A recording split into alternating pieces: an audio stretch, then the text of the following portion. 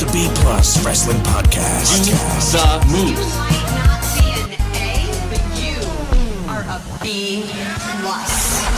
Check it out! Here we go!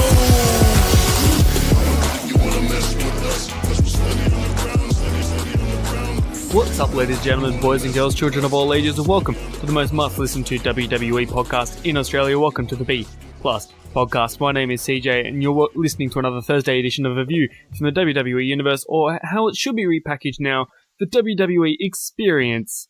Once again, I am joined again by Danderikfield. How you doing? I would now like to be known as the Danderikfield Experience. Danderikfield Experience. All right, Yes. we can roll with that one. I am living large as always. Living large in this experimental world. It's always an experiment when it comes to WWE, who apparently loves to change things up with the WWE Superstar Shake-Up Experience. Here's the thing, right? And I'm going to try my best to be positive because I went off at a guy who I used to talk to all the time. We live in different countries now, so it's hard to kind of keep in touch, but he will message me every 3 months and be like, I'm quitting WWE. I'm not watching anymore. After Money in the Bank, I'm done.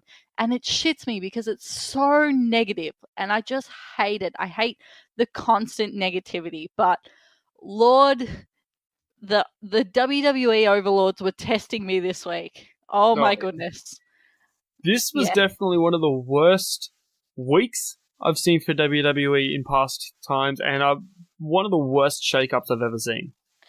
And that's the thing. I think people get excited for the post-Mania show and then the Superstar shake-up, and I feel like they have dropped the ball on both of these, and I don't know how. Like, when you have a look at the names that have switched around and everything like that, the people who have gone to Raw and have come up and whatever, we should be psyched, but it was just like, it was not, Yeah, 100%. Sorry. I'm so disappointed. No, I can 100% agree with you, because it was, like, we've both been watching WWE for so long. Our listeners have been listening for and watching for so long. I remember the day when John Cena debuted on Raw and the place went nuts. Mm-hmm. And then we got, like, debuts today that should have happened again, and everyone was just kind of like, oh, okay, all right. Even, like, not lesser names, but think of when Enzo and Cass came up in 2016, I want to say. Oh, careful. Greg doesn't like hearing those names.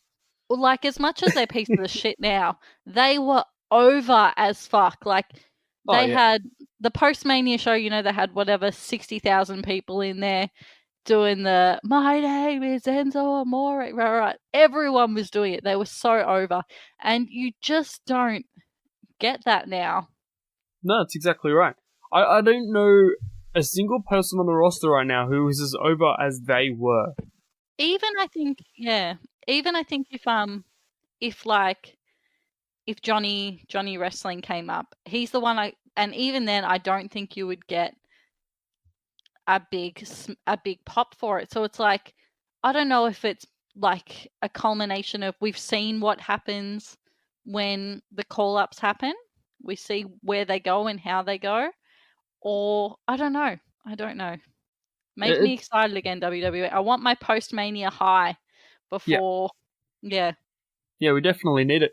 But speaking of the Superstar shake-up, let's get right into it with Monday Night Raw, with a big shake-up opening the show. So Stephanie opens the show to introduce the best in the world, Shane McMahon. By the sounds of it, he's changed brands too. I'm kidding, he's just always there.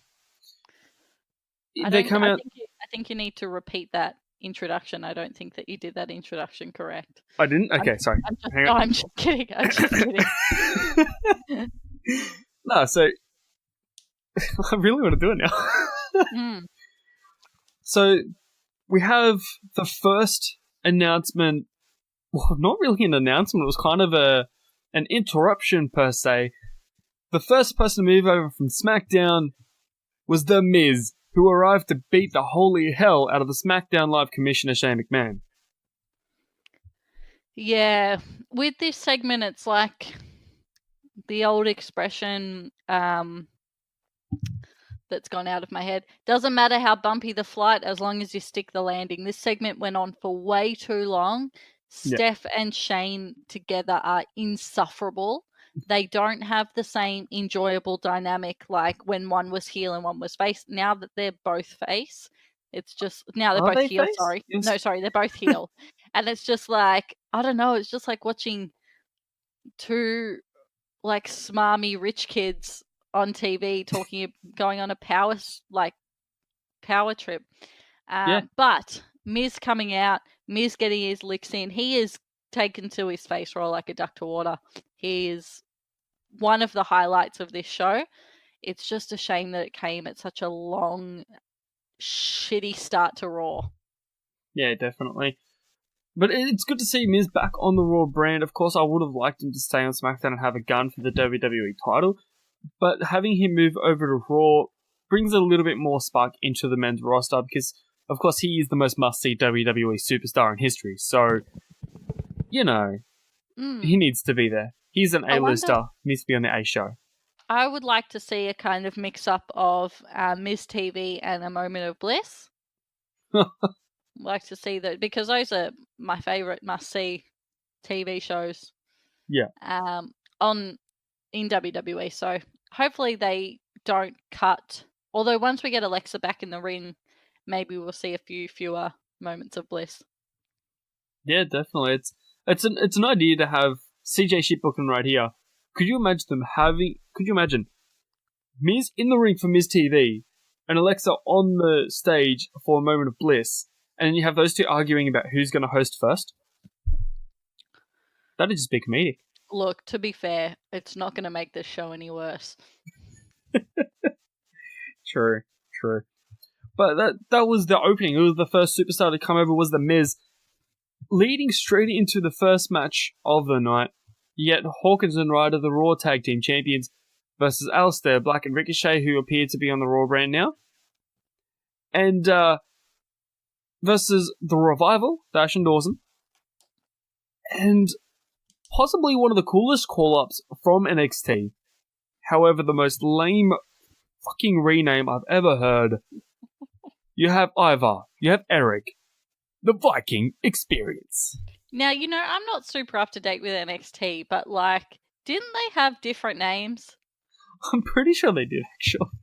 I feel like, and Eric being called Eric, is that why Rowan is called Rowan now? Because he was Eric Rowan?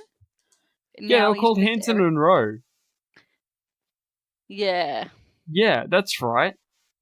Wow, they got a complete repackage by the looks of it. Yeah. But are we getting... Here's the thing. The one shining light, I don't like the name, obviously. I changed my name on Twitter to the Danderikfield Experience. I'm all about branding. Yeah, I wonder if we're going to see Sarah Logan get chucked in here. Because I believe, my memory is so mushy, but they've broken up the Riot Squad? Yeah. Was over before it began. So yeah, hopefully we get Sarah Logan chucked in here. I think that would help get her some screen time where she's not losing all the time. Yeah, definitely. It'd be really cool. This match was good, but no one will remember the match or anything like that. Everyone's just going to be like, why do these people have new names? Yeah, pretty much. Everyone who watched NXT are going to be like, who the fuck's the Viking Experience? I want to watch the War Raiders. Yeah. That's pretty much how the entire internet went this week. Yeah, exactly. But it was an interesting match overall. Of course, Viking Experience and Revival defeating their opposing team, Hawkins, Ryder, Black, and Ricochet. It was really interesting to have, I believe it was Eric who actually pinned Zack Ryder, which is very interesting because they could be in for a major push. Yeah, let's hope so. And one thing as well from this match, Eric and Ivar,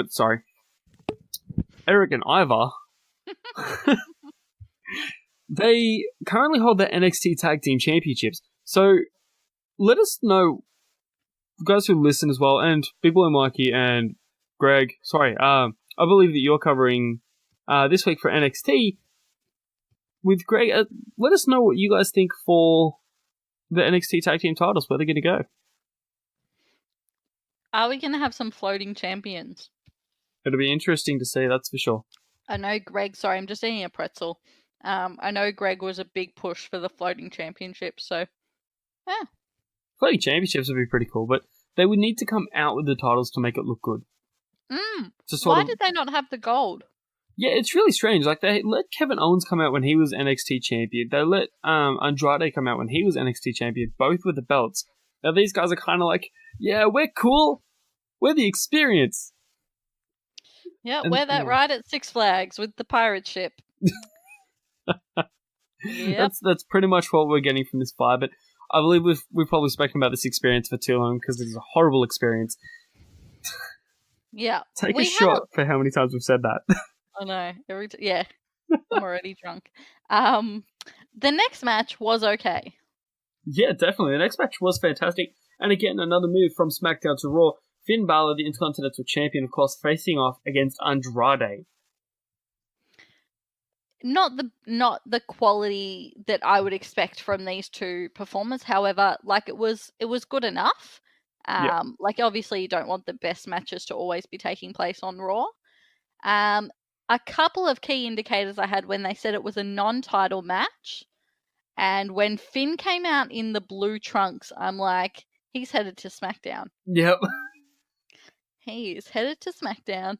Yeah, the blue trunks were it's SmackDown blue. Like it's not even like it's navy or because he had baby blue ones for a while. I'm like, that is SmackDown blue. Yep. He was just kind of teasing us, being like, "This is my last night. Bye bye." Yep. Solid. This was a good match. Yeah. And it makes sense. I feel like there's people on the SmackDown roster, I know that we'll get to that, who better suit Finn style, and hopefully he can finally escape the Bobby Trashley and Baron Snorbin and the other one. Hopefully he can finally escape whatever that shit is. Yeah, definitely. Yeah. But it's really good to see Andrade pick up the win by the Hemlock DDT on this. Potentially sets up an Intercontinental title match later. Does he go to SmackDown as well? Doesn't he stay on Raw? Andrade? Yeah. No, he's moved to Raw. Yeah, so the belt's now at SmackDown. Yeah, so it'll be interesting because now we have both mid-card titles on SmackDown. That is interesting. Yeah, definitely. And Zelina Vega is part of Raw now too.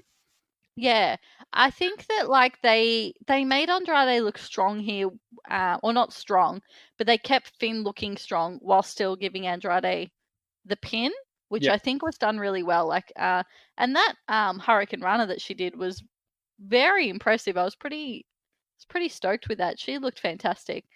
Yeah, definitely. She needs to get the ring more.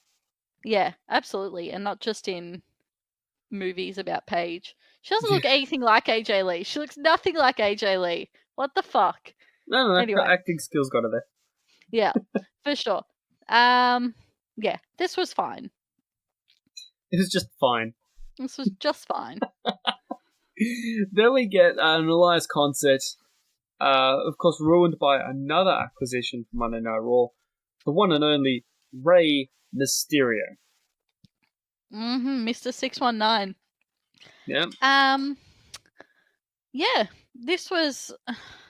I'm trying really hard to get invested in Lars Sullivan, who does the run-in or whatever.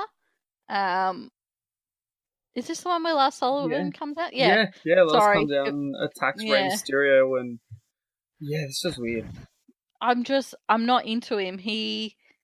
I can't get over what you said last week about how he looks like Snitsky. Oh, that's right. I've got another shit booking moment coming up to SmackDown too regarding that comment. Beautiful, beautiful.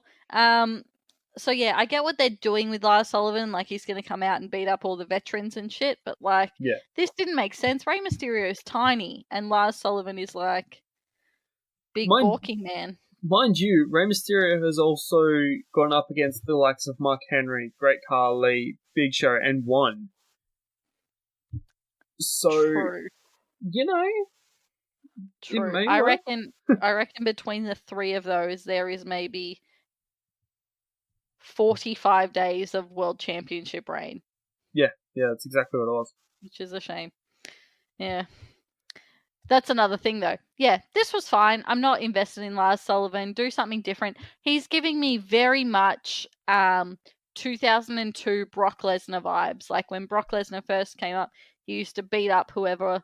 I think my first memory of Brock Lesnar was when he beat up the Hardy Boys. And then Lars Sullivan comes out on SmackDown and beats up the Hardy Boys. So I think maybe that's where I'm getting those vibes from. Are we getting a second Brock Lesnar? Well, I mean, they even kind of, like, from the neck down, they look kind of similar to, No. Lars Sullivan's had legs. Lars Sullivan's actually got muscle on his legs. Savage. I can't tell with Brock because he wears, like, the loose shorts. Yeah, no, he's got chicken legs. Oh, chicken leg Brock.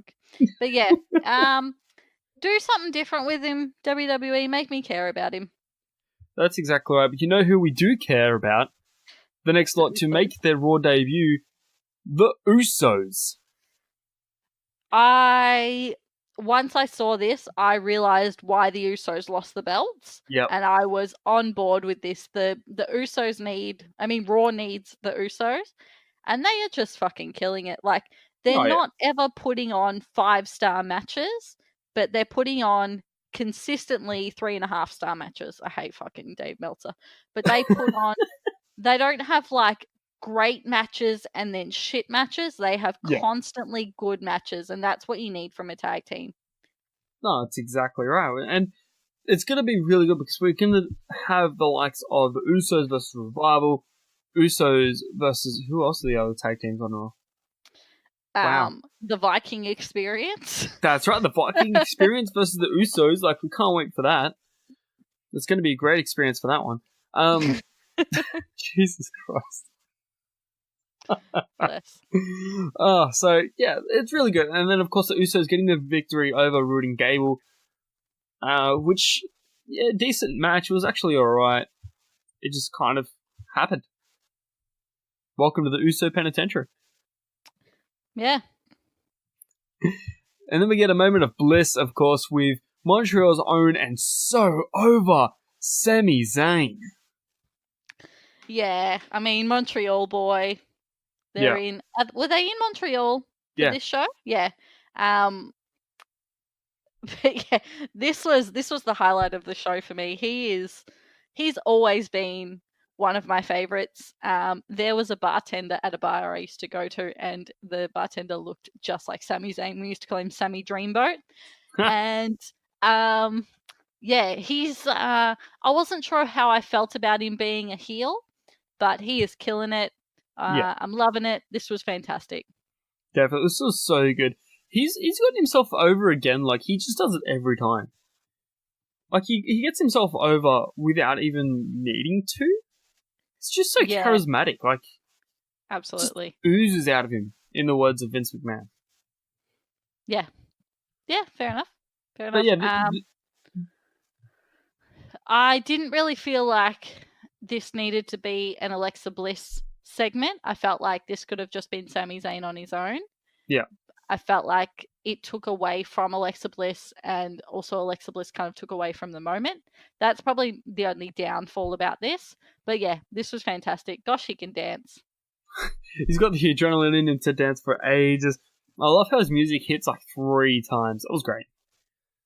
But however, Sami Zayn has gone on with the moment of bliss, saying that how he loves the city, he loves the town, but hates the people. And boy, did that get him heat. This guy is on fire with a mic right now, and I'm really excited to see where this is going, because he just walked into any town, and as he's walking out, he's like, "See you in hell," and then drops the mic.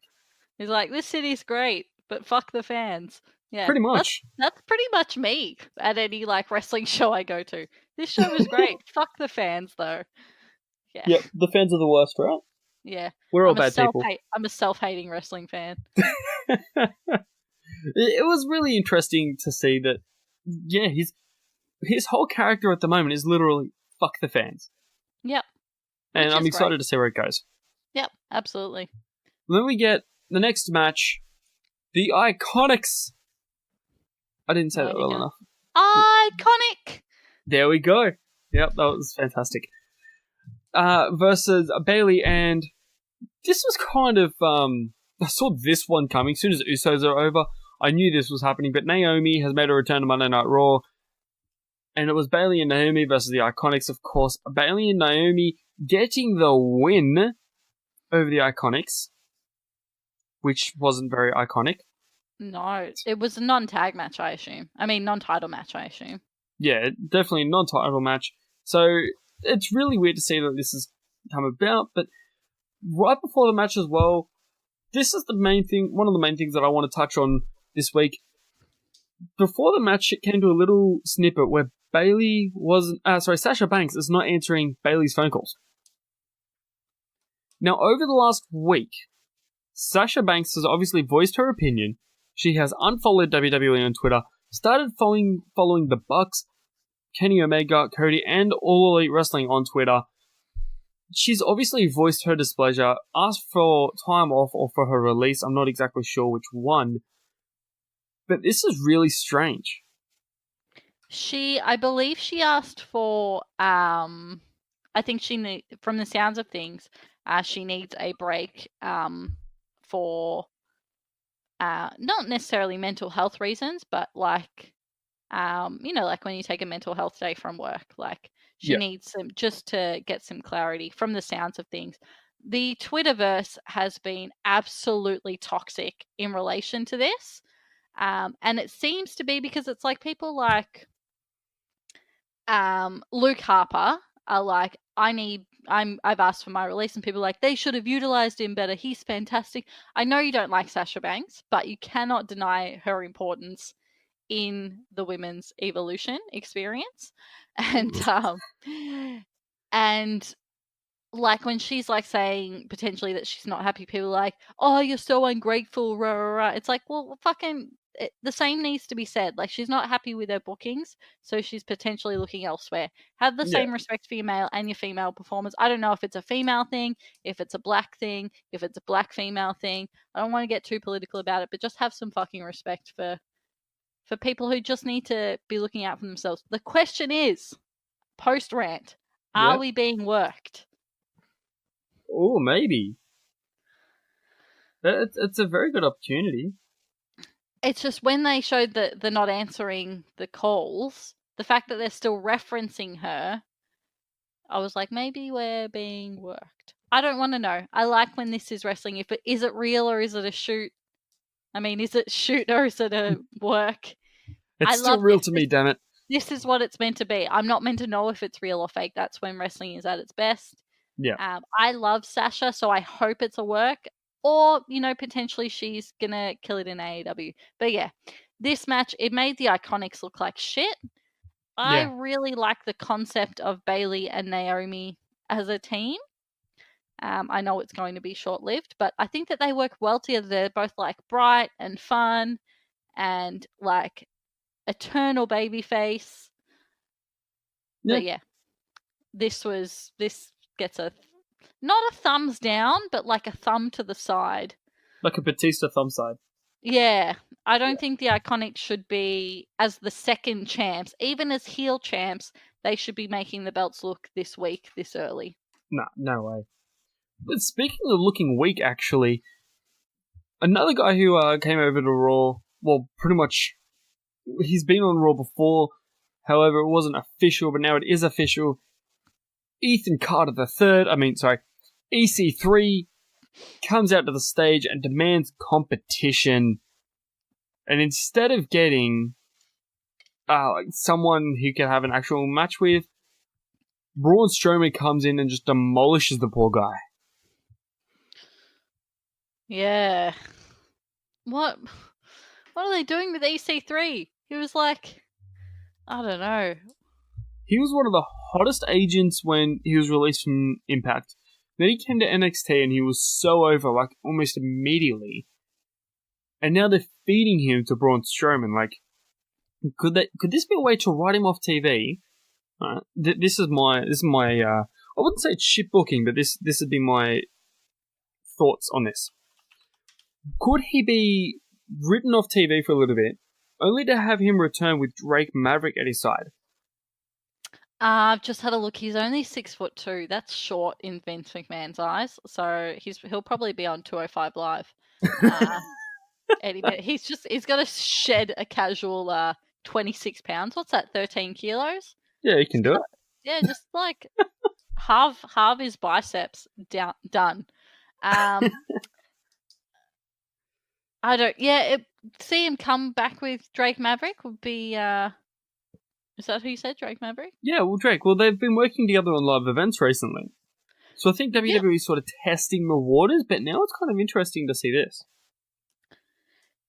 Yeah, this was one of the low points in a low show, just because I was initially not on board with EC3, mostly because I didn't see a whole lot of his stuff in NXT.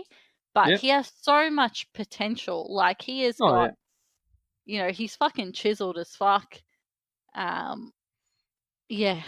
He's the whole damn experience. He is the whole damn experience. The E in EC3 stands for experience. Yeah, so hopefully... Experience Carter the Third. Yes, I don't see good things for his future. Not at the current state from what they're rolling for him, so it's really interesting to see. But of course, this match didn't even technically happen, as Braun Strowman just demolishes the poor guy, puts him through the stage as well. So we may see like Braun versus EC3 for a little bit, but I don't know. It'll be kind of interesting. Then of course, Braun Strowman during his celebration gets interrupted by the one and only, the man, the champ, the no, that's pretty much all her things. Becky Two Belts, Becky Lynch, comes out to say that she's arrived, she's here with Raw, she'll defend on Raw, she'll defend on SmackDown. And of course the Riot Squad. Experience. The Two Belt Experience. Yeah. I would buy that t-shirt. Yeah. Against Ruby Riot. So we've established that they've broken up the Riot Squad. Yeah, definitely. So this was the last time, of course, we saw Liv Morgan on Monday Night Raw. Mm-hmm. So Becky Lynch defeated the Riot Squad via submission. And then Becky Lynch, of course, as well, says that she needs a challenger. Out comes Natalya, sort of gets in her face and was like, you know what? This is my time. I respect you. I respect what you've done. But it's time that you faced someone who knows how to wrestle. And then, of course, you get Lacey Evans come out and announce that per the McMahon family, she has made a #1 contenders match. And of course, the Southern Belle, Lacey Evans, defeating Natalya to become the new #1 contender for the Raw Women's Championship as well. See, to me, I don't know what they're doing with Lacey Evans. They've made it very hard for us to care about her, because when she comes out, it's an annoyance, and then we forget that she can wrestle, because she's a little bit green still, but she's very capable in the ring. Yeah. I don't know if they're trying to book her as a Raw Charlotte. I feel that's what it is. I feel like she's just going to be like Charlotte 2.0 with a southern accent. Yeah. I mean, like, North Carolina's basically the South. That's where Charlotte's from. So she doesn't talk like she's from the South. But yeah, this was this. I don't know what you want me to do, WWE. I don't know why. I feel like she just walks out every show, and then automatically she gets a #1 title match, #1 contender match. Why? Why? What has she done? Yeah, that's pretty much what it is. She hasn't done anything. She's getting this monster push towards the Raw Women's Championship. To be honest, I'm excited to see where it goes, as I've seen her in NXT. I've seen what she can do. She is a fantastic performer. It's just what they've done on Raw has made her look weak in a sense, when she just comes out, walks around, does the little strut, and then walks away.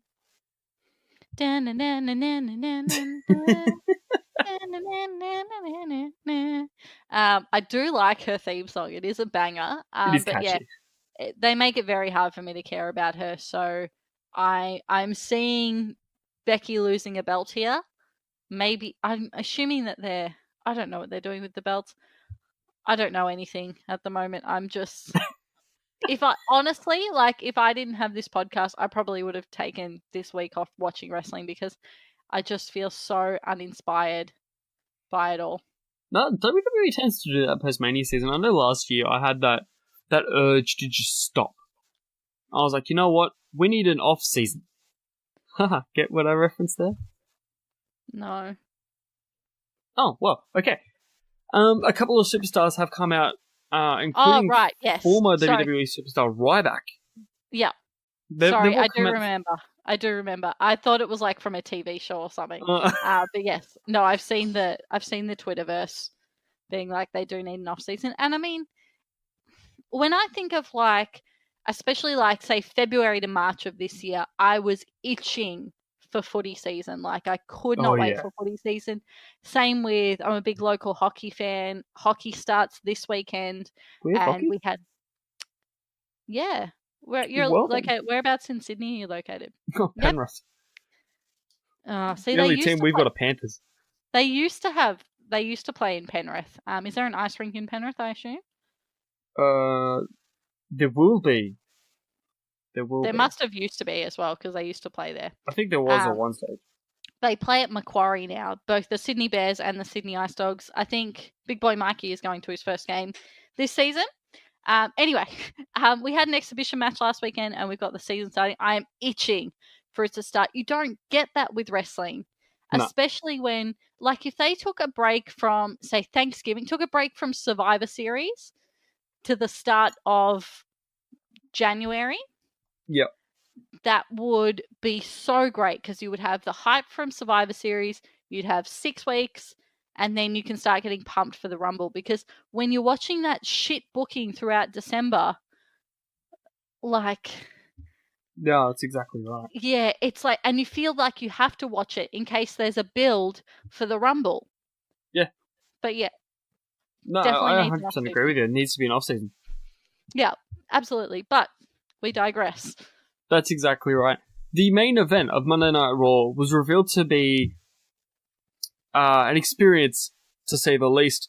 With the final person jumping from SmackDown to Raw, the match was Corbin, Lashley, and McIntyre, so the Muscle Bros versus 3/4 of the Shield, Rollins, Reigns, and the new Raw superstar, the phenomenal AJ Styles.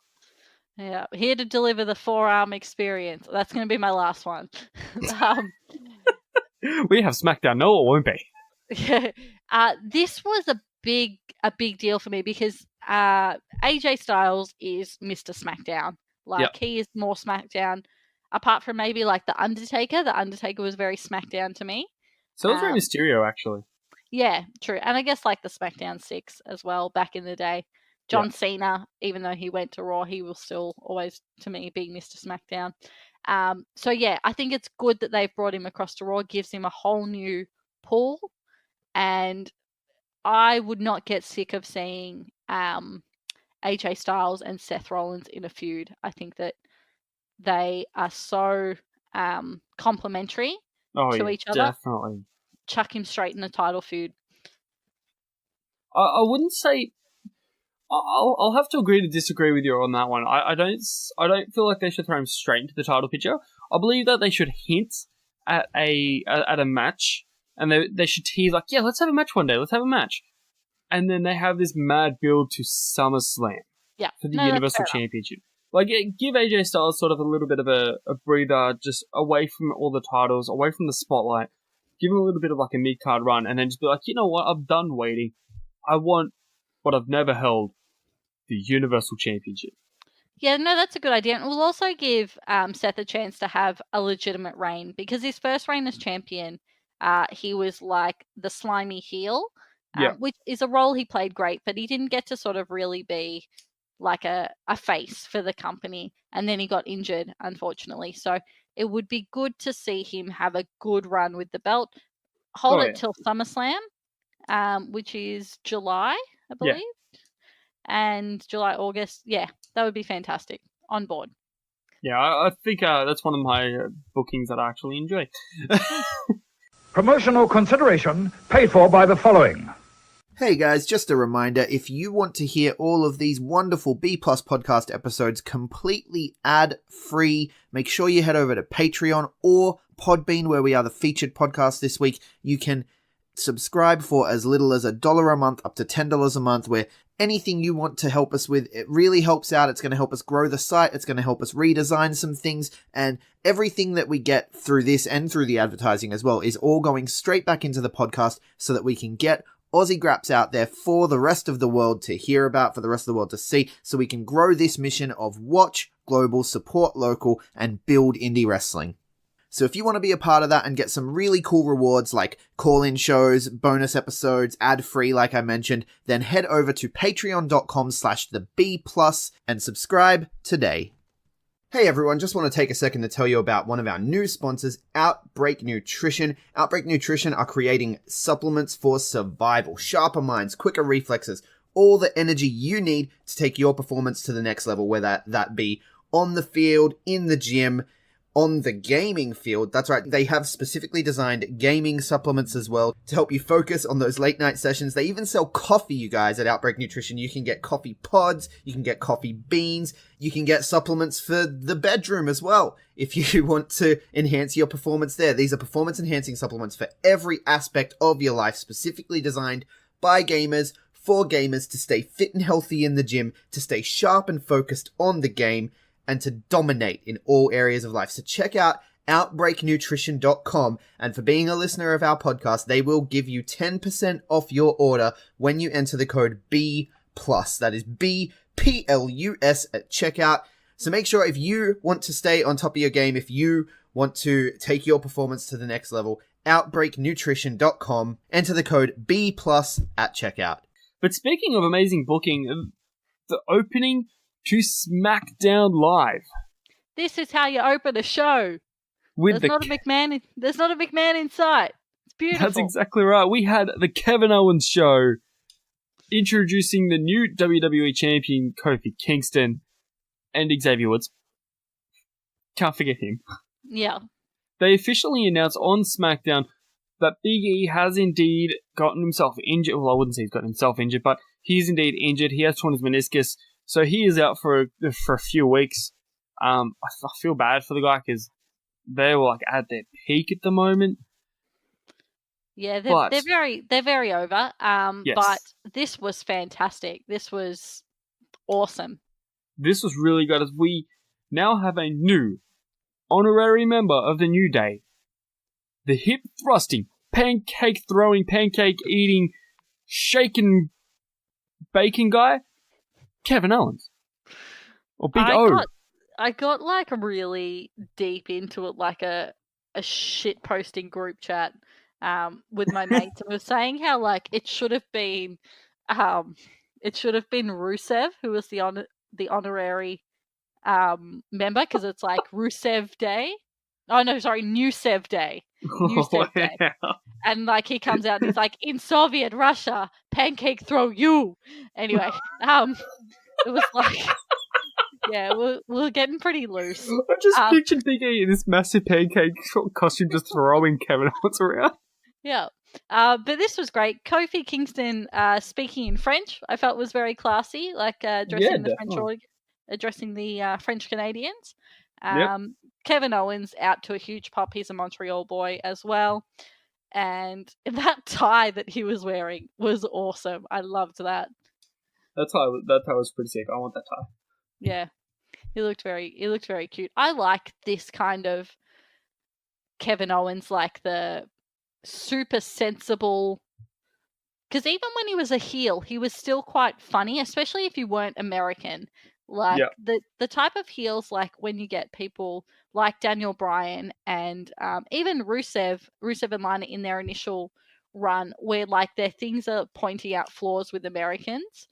Yes. It's everyone who's not American is well, he's telling the truth. When they're Americans are overindulgent and Americans have literacy issues, the whole rest of the world is well, you know what?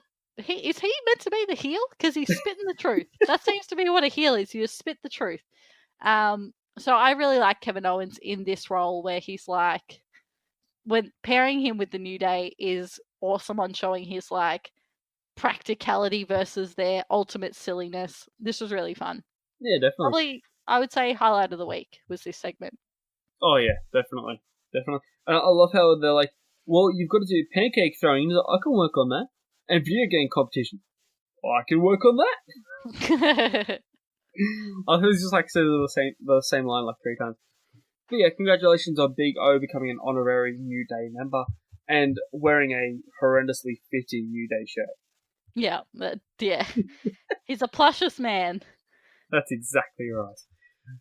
Next up, we have the first new acquisition to SmackDown Live, the Intercontinental Champion Finn Balor taking on Ali. Yeah, in his SmackDown blue tights again. So this is a big deal because the Intercontinental title is now on SmackDown. Yeah. I'm pretty sure we saw last year, we saw, what's his name? Who's the big Indian guy? Jinder Mahal? Yes, we saw him bring the United States Championship to Raw, but then Jeff Hardy won it and then he took it to SmackDown. Yeah. So it was only on Raw for one night. So I don't know if it seems like they're trying to make SmackDown the workers, like the workers show again, and Raw the tag division, I guess. I feel like they're trying to improve the status of the tag division on Raw and just kind of bringing the workers to SmackDown, which I'm all on board with. I like if they're completely different, like if they have different focuses. Yeah, definitely. But it does make the picture as well. Right before WrestleMania, there were rumors flying around that there were new championship belts that had been made. And one rumor that I actually read today, or not so much a rumor, but like a forum thread, was could we see Samoa Joe versus Finn Balor for the unification of the IC and the US titles? God, I hope not. I hope that they are different things. Like, to me, one is lower mid card and the other is upper mid card. Yeah. That's how I've always seen them, especially if they're going to have them on the same show. But having 3 singles belts on one show is not a great idea. So I'm hoping that somehow one of them goes back to Raw. But who knows? Like, I hope they don't unify them. Although at the moment the United States Championship is like glorified garbage. So yeah, we'll see. It'd be pretty cool to see the United States Championship sort of be absorbed. Not so much unified, but just sort of disappear. Yeah, and look, I think if it's going to be anyone, having it Joe versus Finn, that's the first time, because that was sort of when not long after I started watching NXT, I kind of jumped off once all my faves got the call up. Yep. But when Finn and Joe were fighting for the championship, that's the most divided I've ever heard a crowd. And it was, let's go Bella, let's go Joe. And they were equally loud for each competitor, and it was so those two have undeniable chemistry, and so I wouldn't mind seeing a feud between the two of them. Definitely, that's right. And of course, this match we saw Finn Balor defeat Ali in a non-title matchup. It was a decent match, good. It was quite fast, quite hard hitting, so I'm excited to see if these guys have a couple more matches further down the line, because they're both hard workers, as you said. Yeah, and would like to see Ali get some of his steam back, to be honest. Oh yeah, definitely. So then the next match we have the Queen of Staten Island, Carmella versus Charlotte Flair. Of course, Charlotte Flair getting the win via submission. And then another Lars Sullivan moment. Is she the queen? She's the princess of Staten Island. Princess of Staten. She's a queen to me. This was a good return for Charlotte to the ring. Yeah. It made me a bit sad that she's been split up from her bae, Andrade. Even though in my head Andrade and Selena are together. So, you know what? Let's set up Charlotte Flair and Aleister Black. Yeah. Flair to Black. Instead of fade to black, it'll be Flair to Black. Anyway, I'm talking trash now. This was good. Made Charlotte look strong again. She needs some heat back. It's a shame that it came at the expense of Carmella, because I think that Carmella looked quite weak in this match. Yeah, no, I agree with you. I saw that as well. When she sort of got a little bit of the offense and then Charlotte Flair just shut it down, I'm like, oh, well, okay. Your single runs over. Yeah, and thank goodness we got fucking Lars Sullivan again at the end of this match. Okay, so this is where my shit booking comes into play. Okay. And we spoke last week about how he reminds me of Snitsky. Yep. Right? Do you remember the Snitsky leader? Oh no, Snitsky's dad. No. This is where I'm seeing it. So the way that he looked at Carmella at the end of beating down R-Truth, I'm just kind of like, is he going to punt the trophy into the crowd? Like... Oh my god. And didn't he, like... did he beat up the Hardy Boys? Not this week. No, that was last week. Okay. Yeah. Because maybe it's like... He beat up R-Truth, though. Yeah, but like beat up the Hardy Boys because Matt Hardy used to date his mum. Was that the baby? Was it Lita's baby? That he put? No, it was Kane and Lita's baby, wasn't it? Yeah. But you know, like Matt Hardy like used to date his mum and like fuck no, CJ, why have you got me down this hole? But yeah, I could just imagine him being like, "Do you want to see my Raw debut?" And it's like that clip of Snitsky punting the baby. He's like, "See, that's me in the crowd." But that would make Snitsky like 13 years old. Not Snitsky, Lars Sullivan. When was that? What was that, like 2004? So he'd be 15. Okay, he's a 15-year-old on the roids. Yep. With a massive amount of facial hair.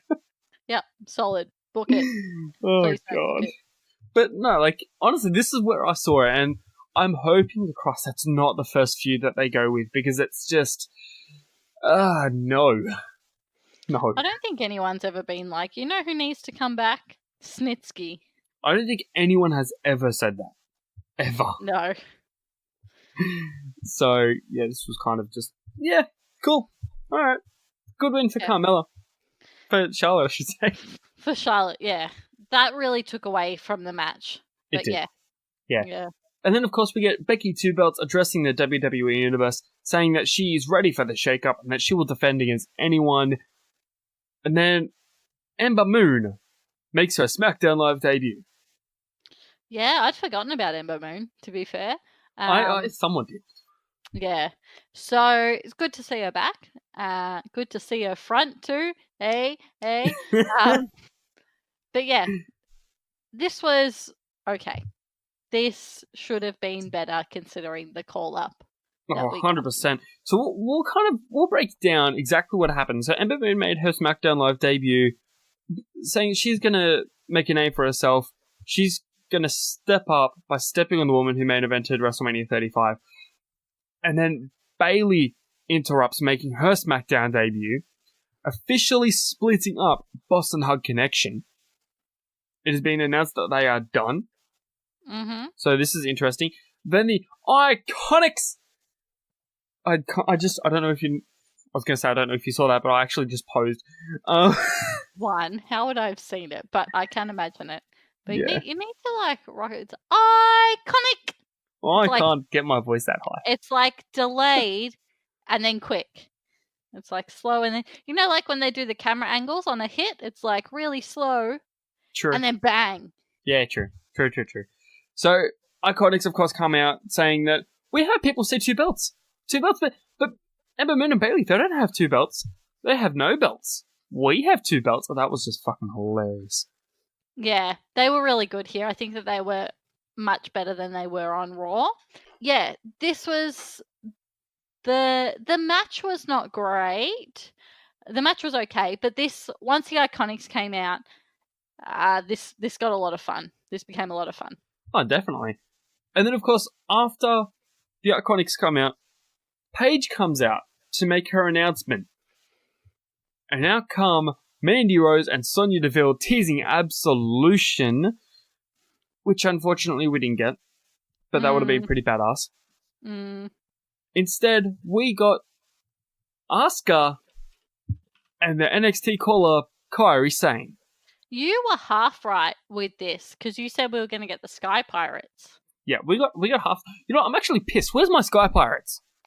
I would have preferred the Sky Pirates. Maybe they feel like Io Shirai isn't ready to come up yet. The question is, from what I remember, I actually can't remember. Is she due for an NXT title shot? Has she had one yet? Well, she was in that in the 4-way at the last takeover. Yeah. But for the life of me, I can't remember Io Shirai versus Shayna Baszler. I don't think that's happened.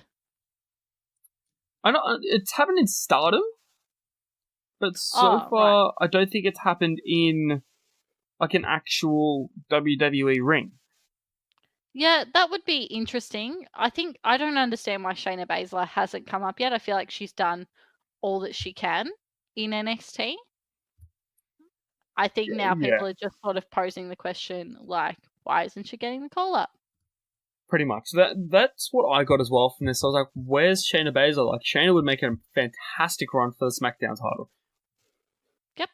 But by looks of this the women's SmackDown roster is absolutely stacked. I'm excited to see this happen. And of course, we get the 8-women tag at the end of the segment where we have Kairi Sane, Ember Moon, Asuka, and Bayley defeating Rose, Deville, Royce, and Kay. So this was an okay match. It was a non-stop. The teamwork between Asuka and Kairi Sane was fantastic as well. Yeah, for sure. Oh! I actually, you know what? I have a name for them. I have a name for Io Shirai and Asuka.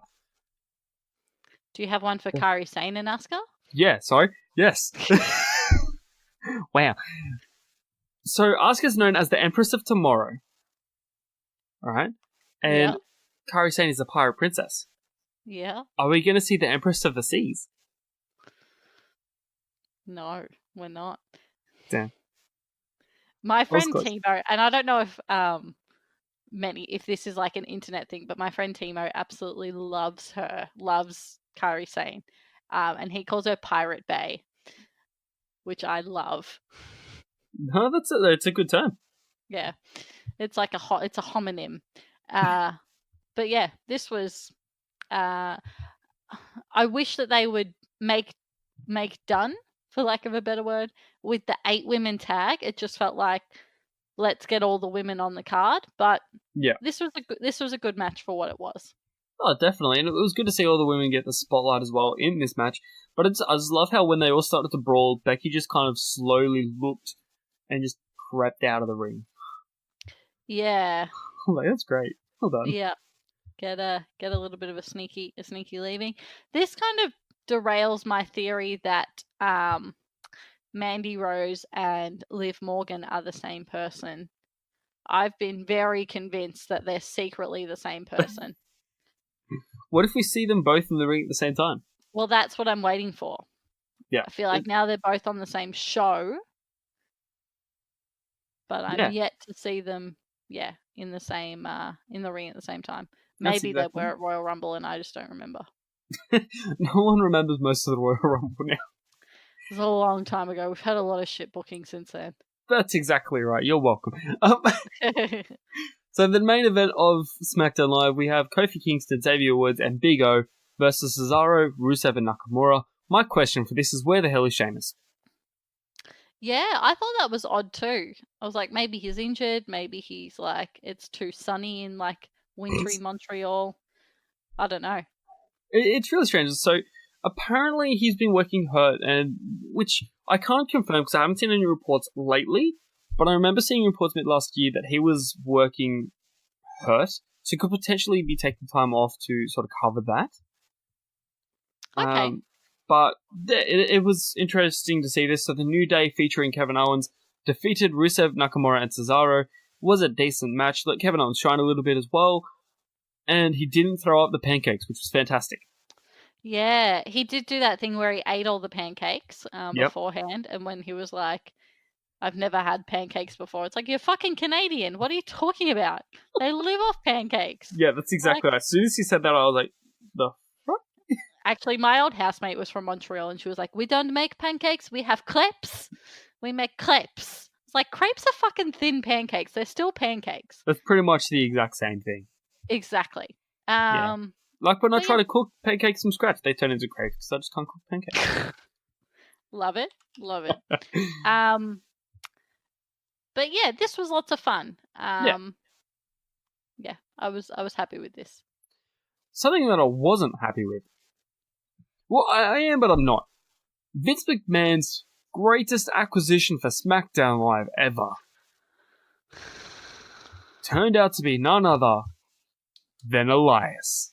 Keep trolling. Keep trolling. What? I was like, please tell me it's going to be the Doctor of Thugonomics. Please tell me we're getting heel John Cena. I couldn't think of who it could possibly be. I was like, it's going to be fucking Kenny Omega, isn't it? The whole AEW thing was a fucking ruse. We're getting Kenny fucking Omega. No.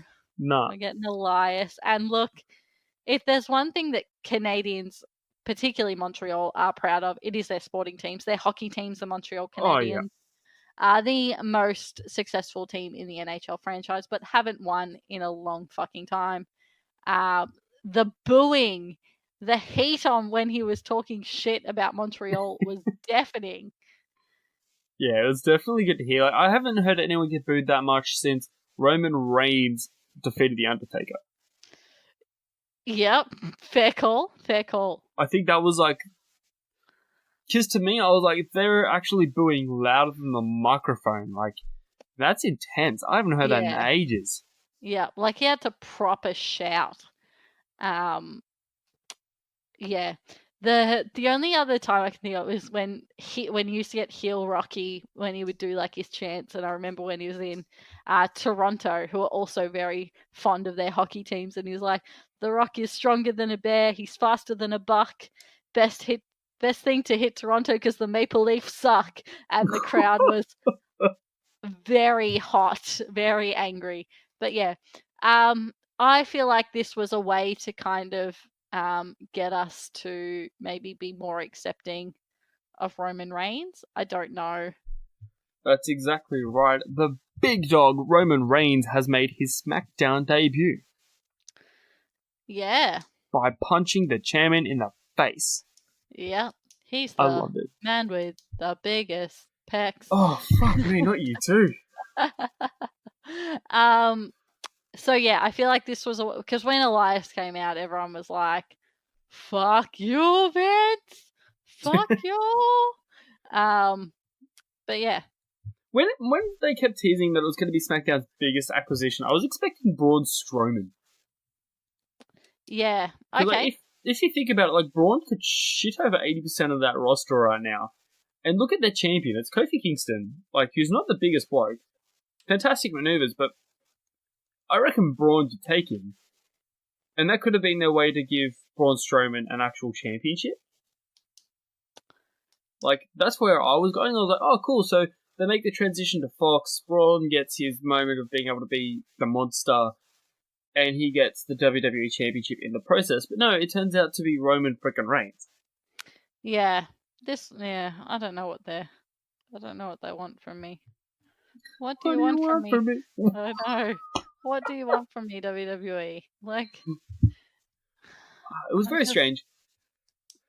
Very strange. Roman Reigns had the potential to be, like with his post-cancer thing, but pushing him straight back into the title picture, like into the main event, is not the way to do it. No, I think it's just going to get heat straight back on him. Yeah, I think similar with AJ Styles, he needs to take a bit of time away from the main title picture and just kind of disappear to the mid-card. Yeah, it's like I don't understand why they don't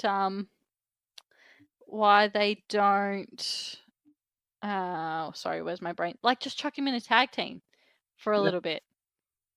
I was going to say put him with the Usos for a little bit, but what happened there? Yeah. Yeah. So, yeah, it'll be interesting to see where they go from here. I already saw Kofi Kingston retweeting Roman Reigns saying, "This is my yard now," or whatever. Yeah. SmackDown is my yard now. But yeah, we'll see. Yeah, definitely.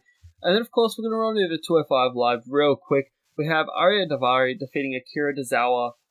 Great Metalik, American Nellis via pinfall, so it's sort of like a fatal four-way. And then One Lorcan defeating Cedric Alexander in Cedric Alexander's final 205 Live match. As Cedric heads to Monday Night Raw.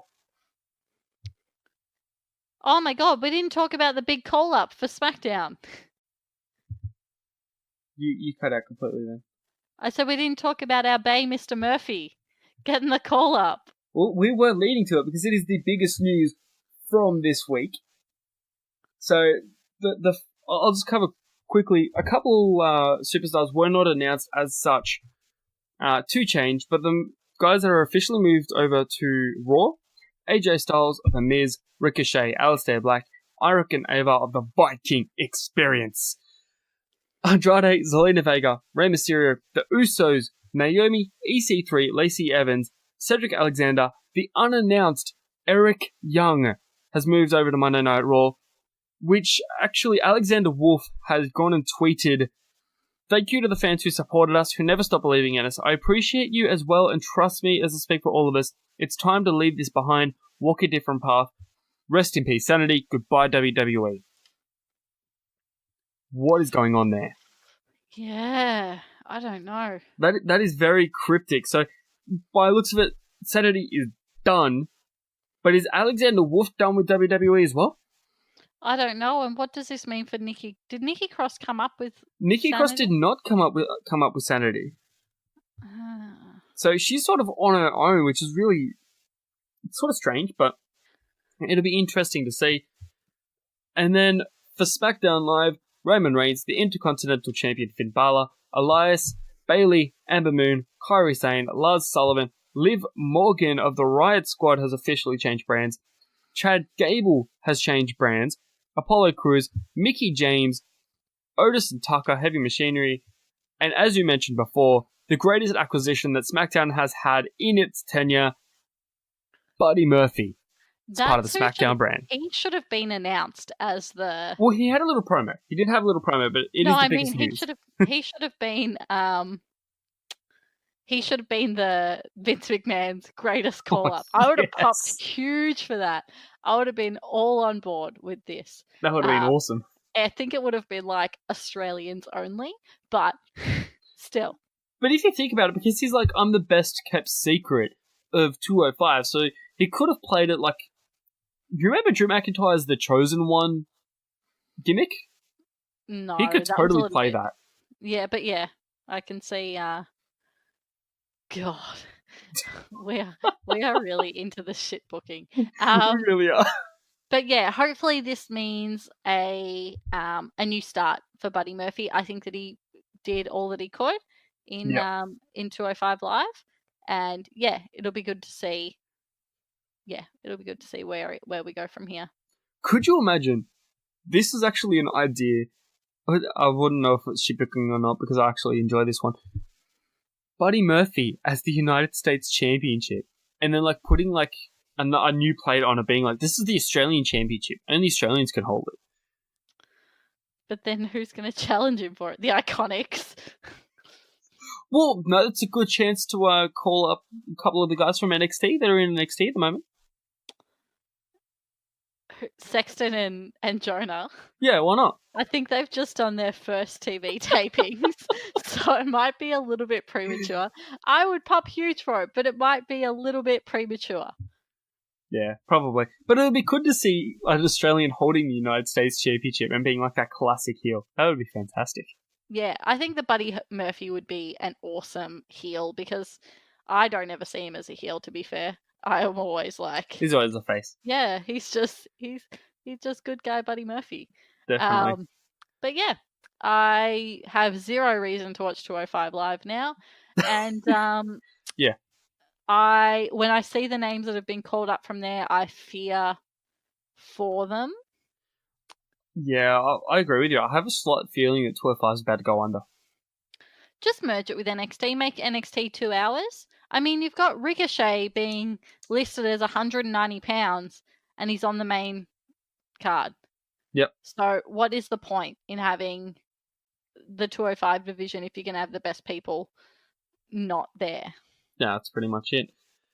But that pretty much wraps up most of the stuff. I do want to touch on one thing. So one of the biggest news articles to come out of this week at WWE is Luke Harper has requested his release from the WWE. What the hell? And here's the thing, right, is that people are like, oh, he should have been booked better. Or the thing is that there's too many people on the WWE roster. Yeah. The talent are too deep for everyone to be getting a shot. And it's unrealistic to think that people are going to be getting, that everyone's going to get a push. And I think that this is good. This breeds, like, obviously it's not good that he's quit his job. Yeah. But, like, it's good that, like, people are seeking other opportunities because, I mean, look at Drew McIntyre. Like, he went away, he worked on himself, he came back. Like, it doesn't have to be that WWE, if you leave WWE, it's the be-all, end-all. You know, like, yeah, the roster is too stacked for everyone to be getting a chance to show what they can do. So, best of luck to Luke Harper. Let's see him, you know, be branded as something else elsewhere and see what he can do. Yeah, it'll be exciting to see where he shows up because he can go over so many different options. You've got New Japan, Ring of Honor, All Elite Wrestling, Impact, they'll all gun for him because he is a fantastic athlete, and good luck to him if he does get his release. Yeah, absolutely. Another thing as well, does this touch on Tyler Breeze's tweets? I know I'm not on Twitter myself, but I've been reading on a lot of places that Tyler Breeze has tweeted out, things are about to change. For him, I hope so. That being said, Tyler Breeze's character worked on NXT and it got him over on NXT, but it just didn't translate to the mainstream audience. And No. I'm not surprised with that because it's not like the way he's been booked. It's just that his character's very effeminate, and he's not kind of like flashy enough to pull it off. Like Shawn Michaels, his character, like in his early days, was very effeminate, but he was a star in the ring. Not effeminate, that's not the word, but you know, like pretty boy. Yeah. And he was flashy enough that when he was in the ring, you could not take your eyes off him. And Tyler Breeze is just not on that level, and his character is not getting over. So I think he needs a shake-up. I don't think the thing with Fandango was ever going to work. No. I think his furry leg warmer things are so fucking ugly. And yeah, I want to see something new from Tyler Breeze. Yeah, it'll be exciting to see. But that's all we have time for this week in the WWE Experience. Danders, where can we have your experience? You can find me on Twitter at the Danderikfield Experience. Not really. I changed my name, but not like my handle. So I'm at Danderikfield on Twitter, at Rachel Danderikfield on Instagram. Please don't add me on Facebook. I've got people like just adding me on Facebook just from my Instagram name. And I'm like, I fucking changed my name like on on Facebook. Like, who the fuck are you people? They're our fans, Danders. We all want to be your fans. I know. Dander fans. But yeah, where can we find you, CJ? Guys, I am on Facebook at CJ's World and on Instagram at CJ's_World. But collectively, we are the B Plus Wrestle on Twitter because wrestling wouldn't fit. We are the B Plus Wrestling everywhere else. That is Facebook, YouTube, Instagram, you name it, we've got it, including Patreon, which is www.patreon.com/the B Plus. If you want to get in on our mission to watch global, support local, that's the place to do it. Every dollar that comes in goes into helping growing the show and getting the word out about Australian wrestling. It also helps you feature with ad-free episodes, custom episodes, call-ins, and all sorts of amazing rewards. So get around it if you feel so inclined. And as always, thank you for listening.